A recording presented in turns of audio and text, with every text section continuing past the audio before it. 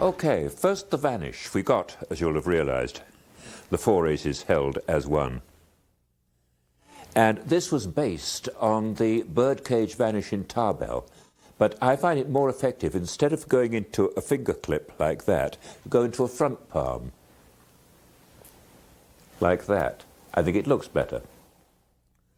And then I squeeze and transfer it into a rear palm, so that it's from the back view, like that. There's the vanish.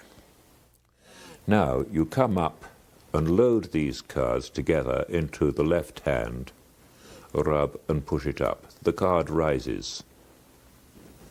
Front view. So. Take the cards, place them back. As you do so, steal 1 card. Now I'm going to interrupt the explanation in order to talk about the multiplication separately, and then we'll go back and put them together. The best way to start learning this multiplication is just with 2 cards, and it's really pretty easy with 2 cards. You hold it between thumb and first finger, lower the next 2 fingers over the corner, pull it up, place it on the back of the first finger. That's comparatively easy and can be done very swiftly. Once you've mastered that, you move on to the next stage, which I'm afraid is more than twice as difficult.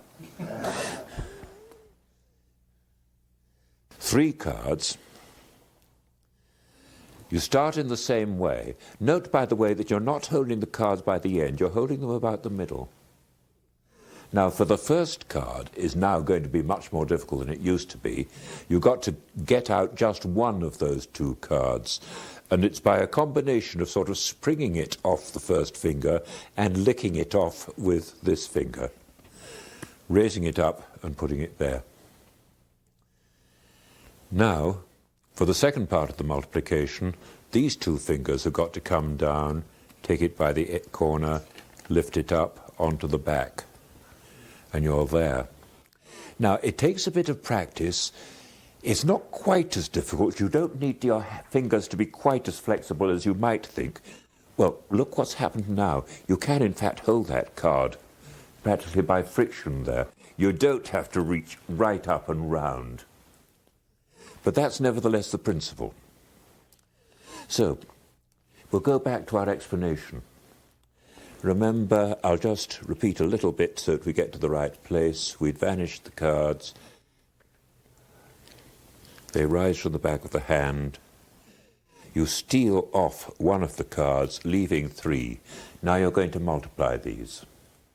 The best angle, if you feel that you may be rather fumbling and slow during the multiplication, is when they're horizontal. You multiply again.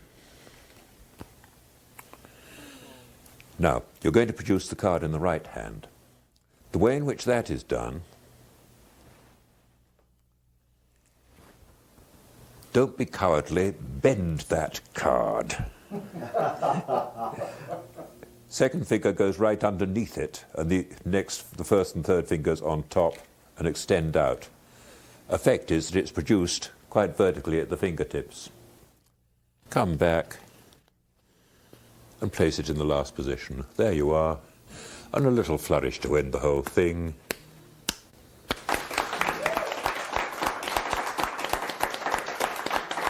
I'm going to show you a trick with ace and 2 and 3 of spades. Here we have them. Ace, 2, 3.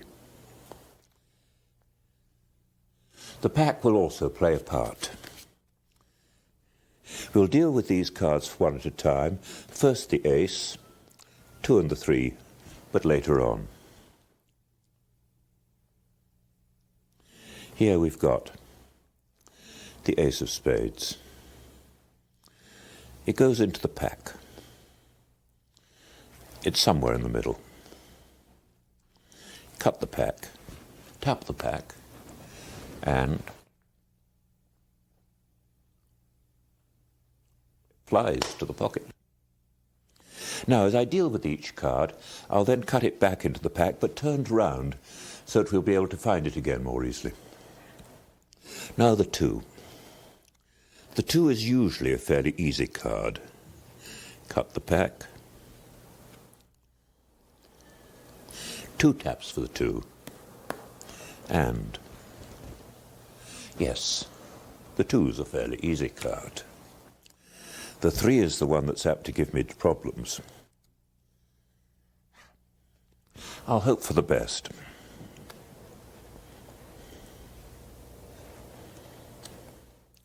There's the 3, is rather an obstreperous card.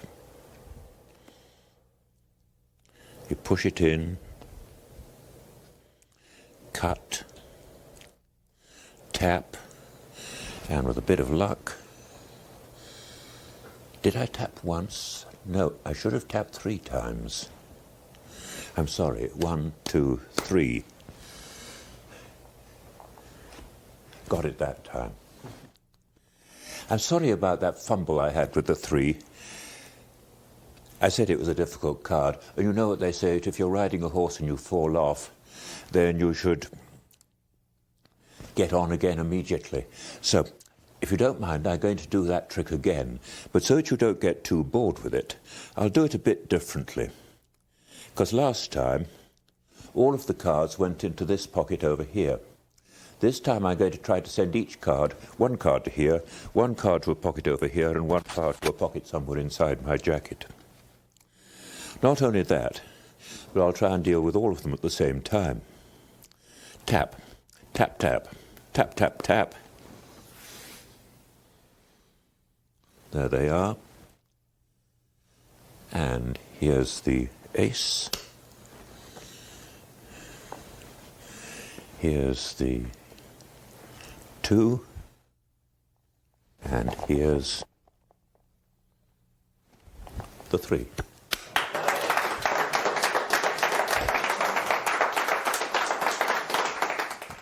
Now, for the explanation of this, you need the ace and 2 and 3 of any suit. You can, if you've got time, ask the spectators to choose a suit and then go through the pack and take out the appropriate ace, 2 and 3. You can have them signed if you like. You also need a matching 2 of the same colour.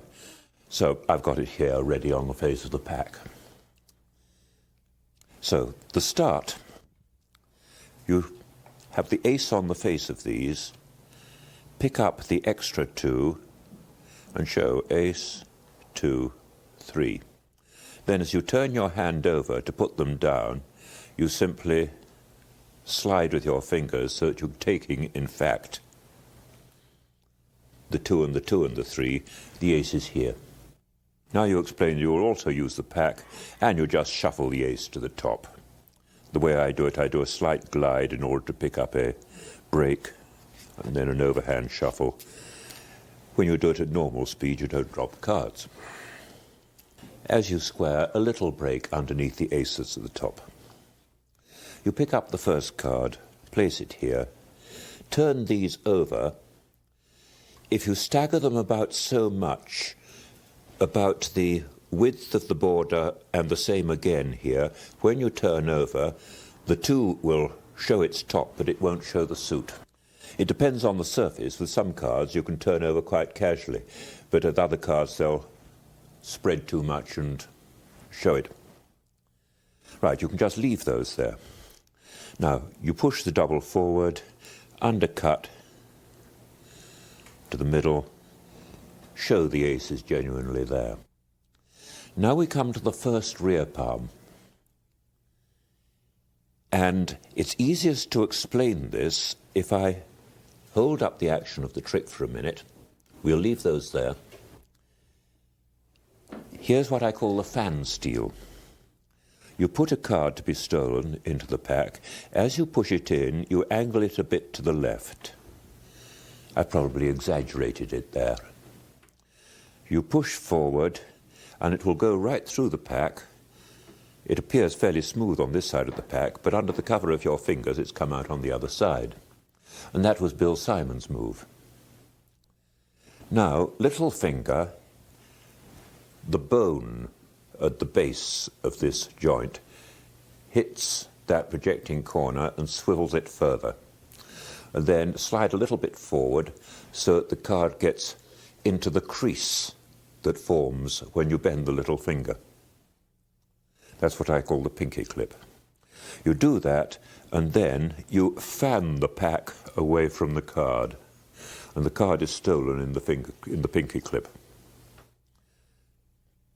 So doing that again, but from audience point of view,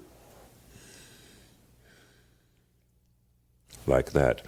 Now you're going to transfer it to the rear palm, but that's very easy because you can almost do it under cover as you turn the fan over. Everybody's looking at the fan, and behind the cover you just push with the middle fingers into the rear palm. Angles of the rear palm in general, if your hand is at that sort of an angle, you're safe to the right of the line in which your finger is pointing, you're unsafe to the left. It's that simple. Round further to your right, the angles are better than you might think if you're wearing a jacket, because the sleeve of the jacket hides the angles. So, that's the basic move. Once you've got the knack of it, you can do it also with two cards. And that's what going back to the trick, what we're doing here.